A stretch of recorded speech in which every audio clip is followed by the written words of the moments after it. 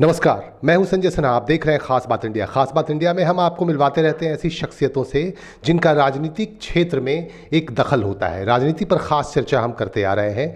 हर रोज़ हम आपको मिलवाते हैं ऐसे लोगों से और आप हमारे साथ बने हुए हैं। आज हम आपको एक ऐसे शख्स से मिलवा रहे हैं जो उम्मीदवार हैं। पश्चिम बंगाल का कुल्टी विधानसभा क्षेत्र बहुत ही महत्वपूर्ण है, बहुत ही अहम है।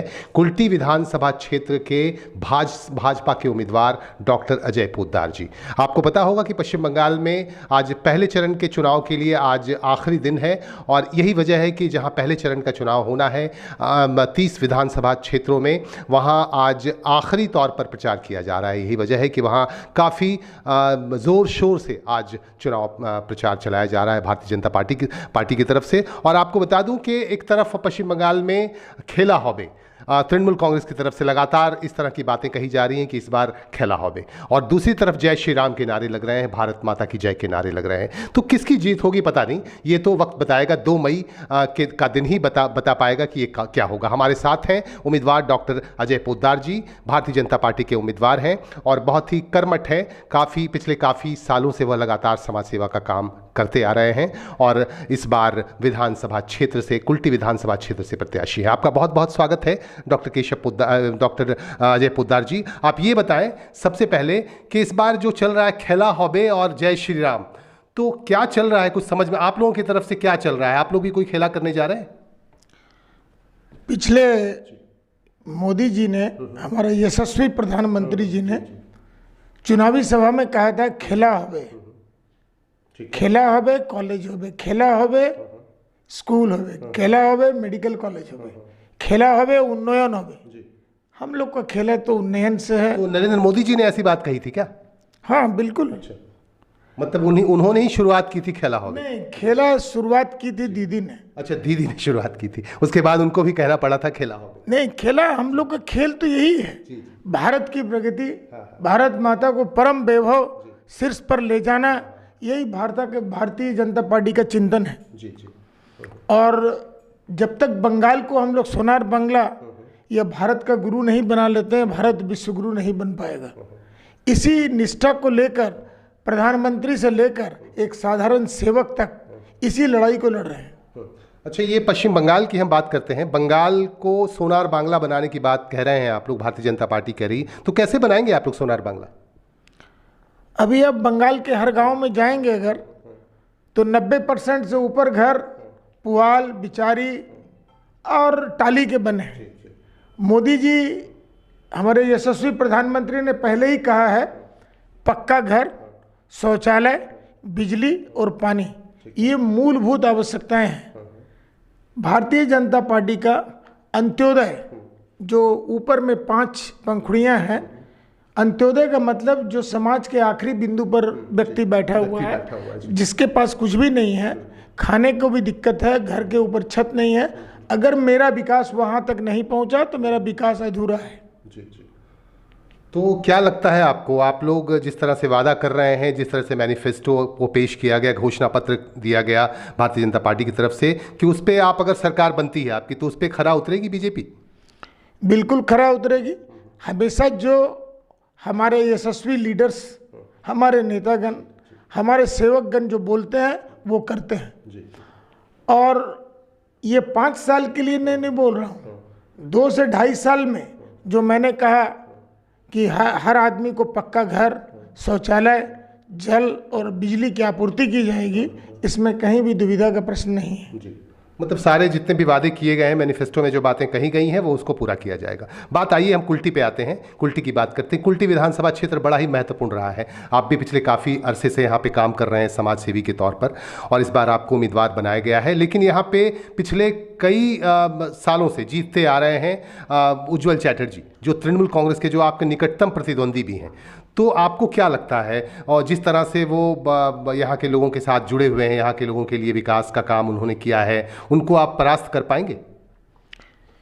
जहाँ तक विकास की बात है तो 20 साल वो चेयरमैन रहे हैं, 15 साल एमएलए हैं, तो विकास उन्होंने क्या किया है नहीं किया है ये तो यहाँ की जनता बताएगी और आप लोगों को दिखाई पड़ रहा है। ठीक है, मृदुभाषी हैं, वो अपनी एक शख्सियत है, किंतु इस बार बंगाल में एक परिवर्तन की बयार चल रही है। वो अंडर करंट अब तक सुनामी में परिवर्तित हो चुका है और बांग्लार मानुष कोनो दिक उद्देक खेला खेले ना तारा जोखन चिंताधारा करे तो छुड़े फेले दे। ये आपने 71 में भी देखा होगा, 77 में भी देखा होगा और 2011 में भी देखा होगा वामपंथियों के साथ में। हाँ, मोदी जी बराबर कह रहे हैं कि आशुल परिवर्तन मतलब असली परिवर्तन अब होना है। तो आपको क्या लगता है कि इस बार जो है जो सुनामी चल रही है ये असली परिवर्तन वाली सुनामी है? बिल्कुल। अमित शाह जी ने कहा था 200 पार, तो हम लोग बिल्कुल आश्वस्त हैं कि जो अमित शाह जी ने कहा है वो पूर्ण रूप से सत्य है और वो पूरा होगा। तो कुल्टी में आप मान लीजिए आप अगर यहाँ से जीतते हैं तो आपकी प्राथमिकता क्या होगी? यहाँ के लोगों के लिए आप सबसे पहले क्या करेंगे? जहाँ तक जल नहीं पहुँचा है, घर घर को पानी का कनेक्शन, कर्म संस्थान की व्यवस्था, इसको बंद पड़ा है। उसमें 2 कर्म स्थान चल रहे हैं, एक रेल की तरफ से, एक सेल की तरफ से। उन लोगों को और उच्च स्तर तक ले जाना जिसमें लोगों को काम की सुविधा मिल सके। एक मीडियम स्केल इंडस्ट्रियल हब बनाना, इसको के पास ज़मीन की कोई कमी नहीं है। ऐसा सुझाव लेकर हम लोग यशस्वी प्रधानमंत्री, गृह मंत्री, इंडस्ट्रियल मिनिस्टर के पास जाएंगे और हम लोग पूरी उम्मीद करते हैं कि ये किसी ज़माने में एशिया का पहला कारखाना था और कुल्टी का अपना एक आतिथ्य है, कुल्टी का एक अपना स्थान रहा है भारतवर्ष के नक्शे पर। तो हम लोग चाहेंगे फिर से कुल्टी को वो स्थान प्राप्त हो। मतलब ये इनका कहना है डॉक्टर अजय पोद्दार जी का कि फिर से कुल्टी को वह स्थान प्राप्त हो। एक दौर था जब कुल्टी का क्षेत्र बहुत गुलजार रहा करता था, यहाँ इंडस्ट्री था और यहाँ के लोगों को रोज़गार था, लेकिन फिर से बहुत वीरानी पसर गई। तो फिर से इनका कहना है कि अगर जीतते हैं तो फिर से गुलजार होगा ये कुल्टी का क्षेत्र और यहाँ के लोगों को रोज़गार मिलेगा। एक बात कहना चाहूँगा, आपसे पूछना चाहूँ, आप भारतीय जनता पार्टी के बहुत दिनों से जुड़े हुए हैं और भारतीय जनता पार्टी परिवार के एक अहम सदस्य हैं। पश्चिम बंगाल की अगर हम बात करें तो यहाँ पर देखा जाए तो तृणमूल कांग्रेस की अगर हम बात करें जो सत्तासीन पार्टी है, उसके पास एक ऐसा चेहरा है, एक ऐसा नाम है, ममता बनर्जी, एक बड़ा नाम है मुख्यमंत्री के पद के लिए। लेकिन भारतीय जनता पार्टी के पास ऐसा कोई भी नाम नज़र नहीं आ रहा है, कोई ऐसा बड़ा चेहरा नहीं है जिसे मुख्यमंत्री के तौर पर वहाँ पे ले जाया जाए। दूसरी ये बात कि यहाँ पे आपके यहाँ कैडर्स की बड़ी कमी है, क्योंकि तृणमूल कांग्रेस जो भी है वो आपके उसके लोग आपके यहाँ आ रहे हैं, लेकिन फिर भी उनके पास बहुत सारे कैडर्स हैं जिससे वो संघर्ष कर सकते हैं। तो इसको आप मानते हैं आपके आप में ये कमी है? बिल्कुल नहीं। भारतीय जनता पार्टी विश्व की सबसे बड़ी पार्टी है और पिछले 5 सालों में बंगाल के में हमारे पास हर बूथ लेवल पर 20 कर्मी हैं और भाजपा का 1 कर्मी किसी भी दूसरी पार्टी के 10 कर्मियों के बराबर है। जी। और क्या प्रश्न? तो ऐसा है कि वो एक मैंने कहा कि मुख्यमंत्री का जो चेहरा, आपके पास कोई ऐसा चेहरा नहीं है जिसे मुख्यमंत्री के तौर पे पेश किया जाए? उदाहरण के तौर पे मैं उत्तर प्रदेश, आसाम, बाकी प्रदेशों को लेना चाहूँगा। उत्तर प्रदेश में हमें आशातीत सफलता मिली, 324 सीट जीतकर भारतीय जनता पार्टी आई और योगी जी यशस्वी मुख्यमंत्री के रूप में आए। तो भारतीय जनता पार्टी में ऐसे लोगों की कोई कमी नहीं है जो मुख्यमंत्री बन सके। पहले उन्हें प्रकाश नहीं किया जा रहा है, जो विधायक चुन के जाएंगे वो लोग जैसा डिसाइड करेंगे वो मुख्यमंत्री होंगे। यहाँ पे बहिरागतों की बात आ रही है, बाहरी लोगों की बात आ रही है कि बाहर से लोग आ रहे हैं, मिनिस्टर्स आ रहे हैं, यहाँ के लोगों को बरगलाने की कोशिश कर रहे हैं और यहाँ की संस्कृति को खत्म कर रहे हैं, बंगाल की जो संस्कृति है। इस तरह का आरोप आप लोगों पे लग रहा है? ये आरोप तो ठीक उलट है। बहिरागत किसको कहते हैं? जो अपने देश से बाहर से आए, बांग्लादेशी हों, रोहिंग्याज हों, ये लोग बाहर के लोग हैं। चिरकुंडा से बराकर आ गया तो वो बहिरागत नहीं हो सकता है। दीदी तो यही कह रही हैं बराबर कि ये बाहर के लोग आ रहे हैं, यहाँ पे मुंह में गुटखा दबाए हुए हैं, पान खा रहे हैं और यहाँ के लोगों को बरगला रहे हैं। इस तरह की बातें भी उन्होंने की हैं। ऐसे तो पुरुलिया जिला को किसी ज़माने में मानभूम कहा जाता था और बंगला में उक्ति है, मुखे पान हाथे चून तोखन बुझो जिला मानभूम। तब दीदी को वो बंगाल का प्रारूप मालूम ही नहीं है, तो मैं क्या कह सकता हूँ इसके लिए। देखिए, अजय जी का कहना है कि दीदी को शायद पता नहीं यहाँ की संस्कृति, यहाँ का प्रारूप। वो जो कह रही हैं बिल्कुल बेमानी सी बातें वो कह रही हैं। दीदी दीदी जो कह रही हैं, दीदी लगातार आरोप लगा रही हैं कि बाहर से लोग आ रहे हैं, केंद्रीय मंत्री यहाँ आ रहे हैं, यहाँ के लोगों को बरगलाने की कोशिश कर रहे हैं, यहाँ की जनता को बरगलाने की कोशिश कर रहे हैं। बहरहाल हम बातें कर रहे थे डॉक्टर अजय पोद्दार जी से, जो कुल्टी विधानसभा क्षेत्र के भाजपा के उम्मीदवार हैं और इस बार बहुत काफ़ी जोश में हैं। उनके साथ पूरी टीम है। उनका कहना है, हमने उनसे सवाल किए और आखिर में एक सवाल करना चाहूँगा कि आप यहाँ के लोगों से, आपके जो विधानसभा क्षेत्र के लोग हैं, विशेषकर जो है बांग्ला भाषी और दूसरे भाषी के जो लोग हैं, चूँकि आप हिंदी भाषी हैं, लेकिन आपको लगता है कि यहाँ के जो गैर भाषी जो लोग हैं वो भी आपके साथ हैं?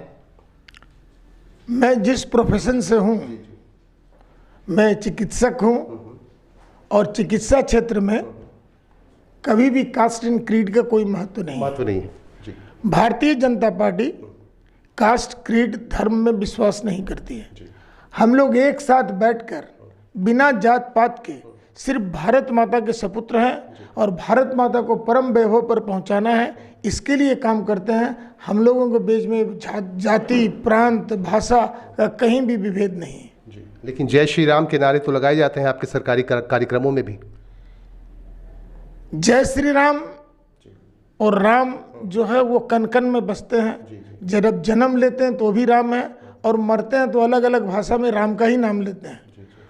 तो अगर आप समझना ना चाहें तो अलग बात है। जय श्री राम लोगों की मनोभावना है, ये हृदय का उद्गार है, ये किसी राजनीतिक पार्टी का स्लोगन नहीं है। तो गैर कौम के लोग, आपको लगता है कि वो भी बोलेंगे जय श्री राम? वो तो नहीं बोलेंगे, वो इसको स्वीकार करेंगे। और बात अगर करें माइनॉरिटी की, अल्पसंख्यक समुदाय के लोगों की, और जो वो कैसे एक्सेप्ट करेंगे आपको? तो भारतीय जनता पार्टी तो भारत माता की जय और वंदे मातरम कहती है। जय श्री राम भी कहा जाता है। बिल्कुल। तो वो बाकी लोग बोल लेंगे भारत माता की जय, वंदे मातरम। वंदे मातरम तो यहीं के लोगों का लिखा हुआ है, जनगण भी यहीं के लोगों का लिखा हुआ है। चलिए, तो आपका ये मानना है कि आपको यहाँ के लोग, अगर बात करें कुल्टी विधानसभा क्षेत्र की अगर बात करें, तो यहाँ भी गैर कौम के लोग बहुत हैं। हिंदी भाषी, बांग्ला भाषी हैं, मुस्लिम्स हैं और ईसाई हैं, सिख हैं, ऐसे लोग हैं। तो ऐसे लोगों का आपको साथ मिल रहा है? बिल्कुल, सारे लोगों का साथ है। यहाँ एक सामाजिक समरसता है और हम लोग उसी के प्रकार से रहते हैं और यहाँ पर कोई भाषा भाषी का कोई भी अंतर बिल्कुल नहीं है। उस समय क्या है कि आप चिकित्सक थे, उनके लिए एक डॉक्टर थे, लेकिन अभी एक पॉलिटिशियन की हैसियत से आपको देखा जा रहा है, एक उम्मीदवार की हैसियत से, भाजपा उम्मीदवार। तो ऐसे रूप में, इसीलिए मैं कह रहा हूं कि ऐसे रूप में क्या ये लोग स्वीकार करेंगे आपको? बिल्कुल स्वीकार करेंगे। मैं पिछले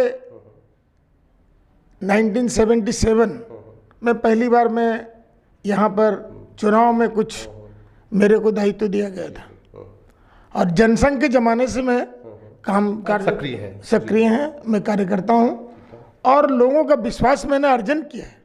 वो किसी भी समाज के लोग हों, उन लोगों का प्यार मेरे साथ है, उनका आशीर्वाद मेरे साथ है। हर ग्राम में मैं वहाँ पर पुरुष नहीं है, सिर्फ महिलाएं हैं, तो मैं बेरोक टोक उनके पास जा सकता हूँ क्योंकि हर चेहरा मुझे पहचानता है। बच्चे हों, बड़े हों, काकी माँ हो, जेठी माँ हो, सुबह आमा के चने। बहुत अच्छे। और इन्होंने कहा, डॉक्टर अजय पोद्दार जी ने, ये पेशे से चिकित्सक हैं, उनका कहना है कि हर कौम के लोग इनको स्वीकार करेंगे और चूंकि ये पेशे से डॉक्टर हैं और सबसे इनका बहुत अच्छा रिलेशन रहा है, एज ए पॉलिटिशियन भी इनका अच्छा रिलेशन रहा है, जनसंघ से भी जुड़े रहे हैं। और चलिए, जाते जाते क्या कहना चाहेंगे हमारे दर्शकों के माध्यम से आप अपने यहाँ के लोगों को? यहाँ के लोगों में यही कहना चाहूँगा, भारतीय जनता पार्टी को विपुल वोट से विजयी बनाएं।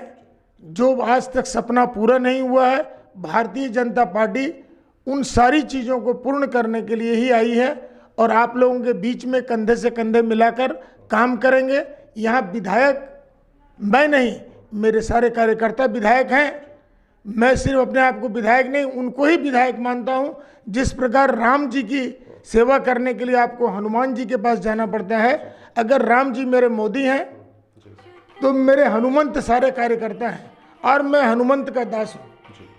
चलिए, बहुत बहुत धन्यवाद। डॉक्टर अजय पोद्दार जी हमारे साथ थे और इनसे हमने बात की। आपका बहुत बहुत स्वागत, बहुत बहुत धन्यवाद अजय पोद्दार जी, और फिर आपसे मुलाकात होगी। नमस्कार, नमस्कार, बहुत बहुत नमस्कार। जी हाँ, मेरे साथ हमारे सहयोगी ब्रिजेश इलाही अंसारी, मैं संजय सिन्हा, खास बात इंडिया।